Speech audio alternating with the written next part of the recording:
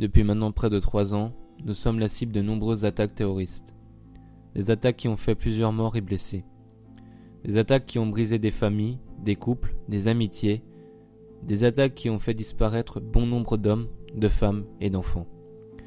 En aucun cas je n'excuse et n'excuserai ces actes contraires à nos valeurs acquises lors des siècles précédents. Aujourd'hui nous vivons dans une peur constante, une peur fondée et compréhensible. Une peur qui peut nous rendre paranoïaques, allant jusqu'à se dire que peut-être notre voisin ou une voisine, un ou une amie, à nous ou n'importe qui serait capable demain de commettre le pire des actes au nom de Daesh. Sans pour autant leur lancer des fleurs, il faut reconnaître le peu de stratèges que détient Daesh. En effet, ce groupe de terroristes cherche à soulever un mouvement de panique pour nous dessouder et ainsi nous rendre vulnérables. Et quoi de mieux pour créer la panique que de s'attaquer à nos valeurs, notre culture et nos loisirs. Il faut également créer un sentiment d'insécurité en faisant comprendre que même les plus petits lieux peuvent être la cible d'une attaque. Et c'est là où le paradoxe est incroyable. Même les attaques terroristes déjouées sont des coups gagnants pour Daesh, car par cela, ils nous font comprendre qu'ils sont partout et qu'ils peuvent frapper à n'importe quel moment. Bien sûr, ne me faites pas dire ce que je n'ai pas dit. Il faut continuer à déjouer les attaques et empêcher le pire d'arriver. Dans ces moments, la peur est compréhensible, mais elle doit se distinguer de la panique. Nous tous avons peur de ce qui pourrait arriver dans quelques secondes, dans quelques minutes, quelques heures, voire quelques semaines.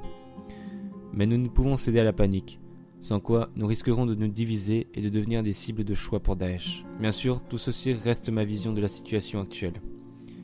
Et elle n'est pas partagée par tout le monde. Nous vivons actuellement dans un monde rempli de paradoxes énormes. Il est extrêmement dur, dans notre temps, de se défendre face au terrorisme et à la radicalisation sans rentrer dans la vie privée des gens.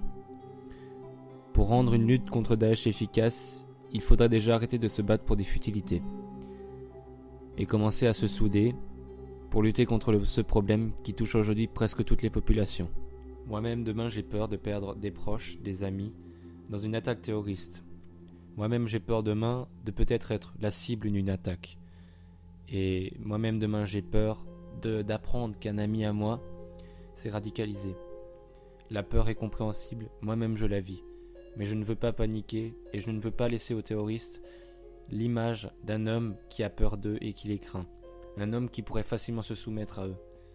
Il faut continuer à garder la tête haute, il faut continuer à vivre, et il faut continuer à se défendre face à ce fléau. J'avais déjà l'idée de faire cette vidéo avant, mais j'ai préféré éviter au départ, parce que c'est le genre de sujet épineux qui peut vite mal tourner. Vous avez le droit de débattre en commentaire tant que ça respecte les uns et les autres, et vous avez le droit aussi de donner votre vision de la chose. Pour ma part, je préfère vous dire que je ne veux pas m'engager non plus en tant que bonne parole, mais sachez que c'est juste ma vision des choses et qu'en aucun cas elle représente une vision globale de la situation.